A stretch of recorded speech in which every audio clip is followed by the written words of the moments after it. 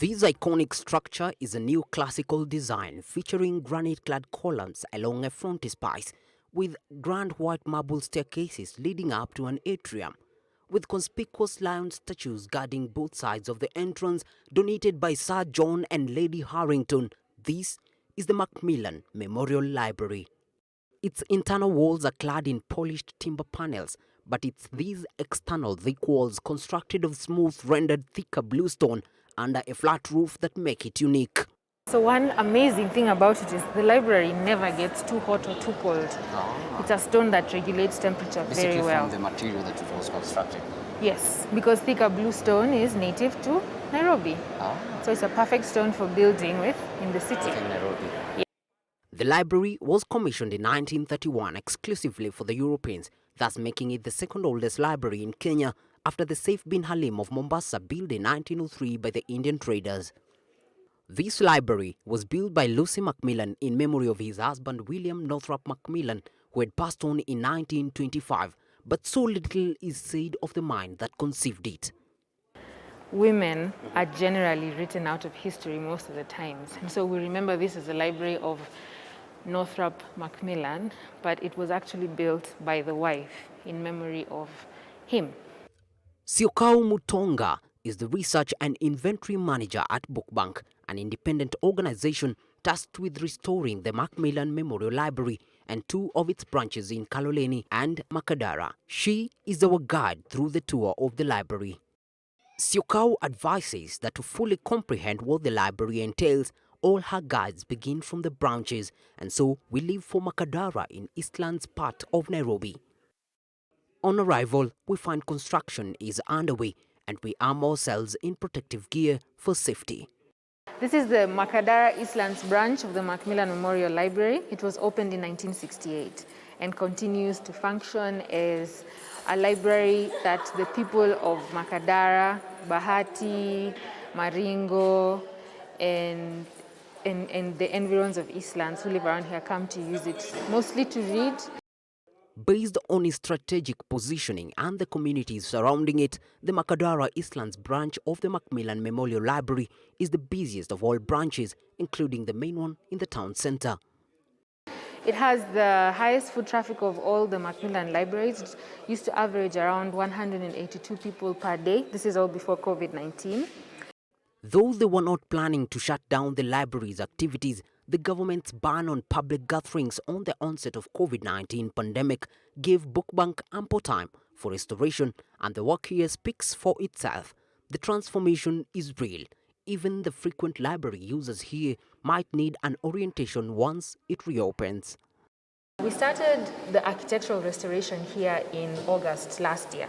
Okay. And this has kind of meant that we have extended the number of people that can sit in the space. Quite a bit has changed. We now have lockers that library users can use. On this side, we have a small children's section. And then this is still like a quiet section of the library that also has a stage. Okay. Because something else we do in both this library and the Kalolini Library is hold screenings. Natural lighting that was initially a challenge is now fixed.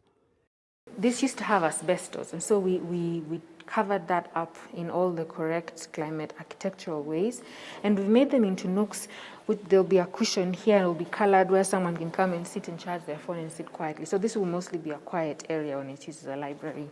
The study area now has a fresh look with neat furniture in variety for those who prefer longer tables and those who choose the lower seats. Amazingly, nothing here is new. It's all renewed. Everything is repurposed from wood or metal that was already in the library. Also, there's nothing that you've purchased afresh? We have not, the tables we have, but we have tried very hard to use what was already existing in the library and just repurposed it to work well. So like these are all the old shelves from the library. They were just repainted and fixed where they were shaking. For the first time, the library is now equipped with a floor-to-ceiling shelf with a movable ladder. And if you're wondering how safe that is for unfit library users, then a few library tips will come in handy. Library best practice is no library user should ever pick a book off the shelf. A librarian is the one who should pick that book for you, and when you're done with it, you leave it on your table, and at the end of the day, the librarian takes them all back where they belong. Apart from restoring the library, there is digitization of the contents in here that are meant to inform the library users as well as save resources by getting all the libraries interconnected. We are looking to map out all the libraries in the city and see if we can create a better ecosystem of how these libraries relate with each other.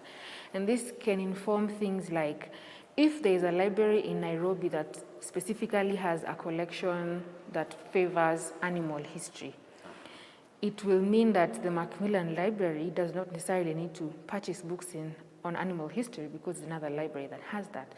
And so we created a map of that last year, and that map is going to go on the floor of this terrace. The decision made during the restoration of the Macmillan libraries are customized to fit the desires of the library users, including the terrace here in the open with a sunroof and wooden seats.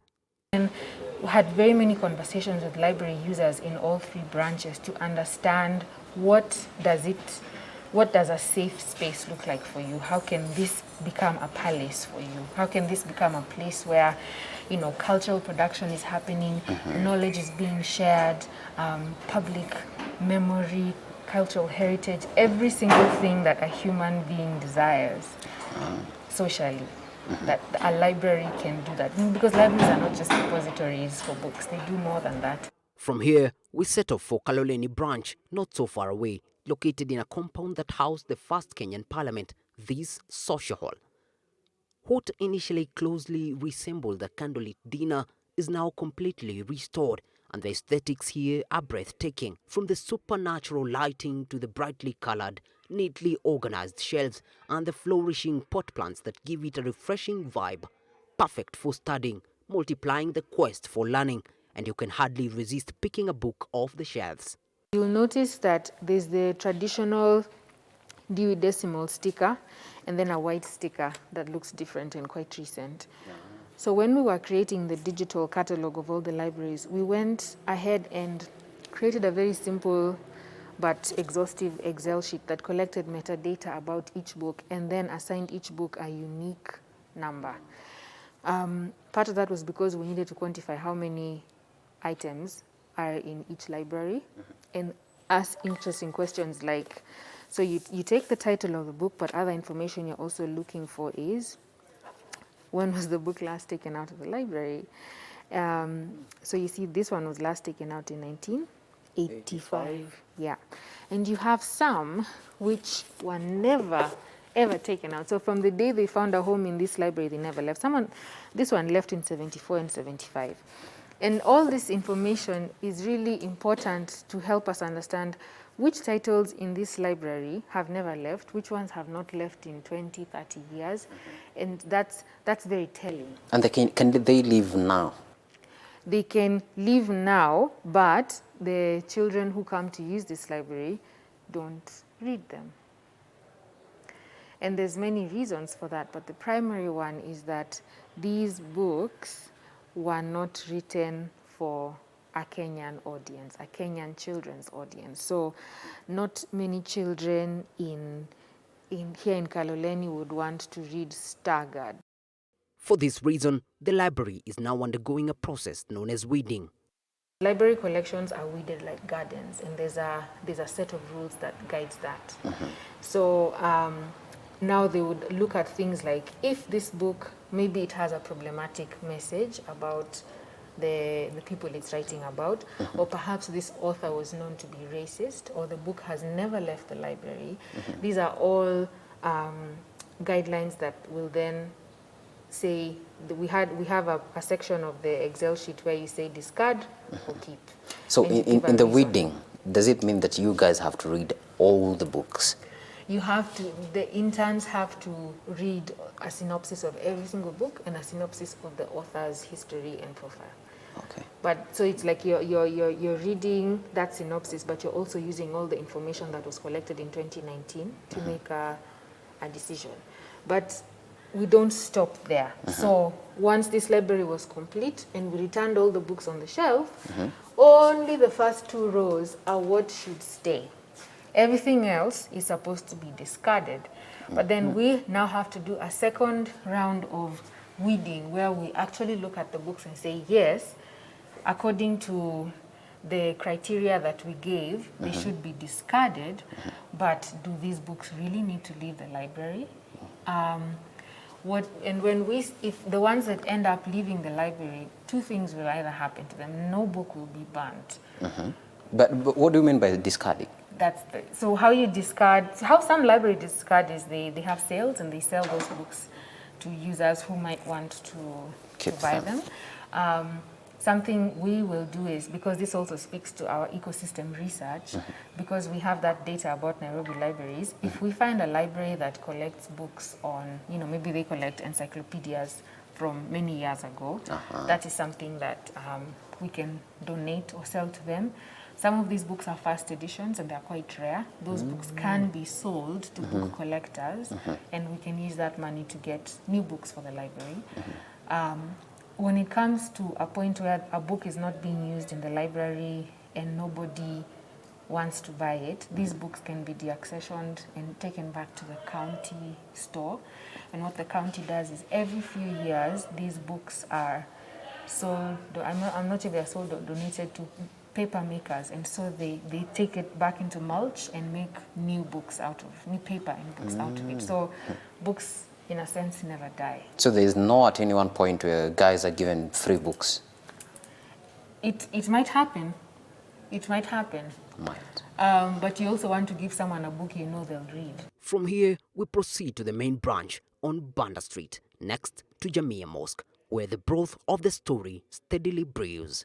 Books in here have remained unused for quite some time now, and dust has piled over the years. For example, this book here, titled The Black Journey, in the Africana session where we're in right now, as you can see, is full of dusts and webs. It was last taken out of the library 24th of February 1932. That was when this book was last taken out of this library.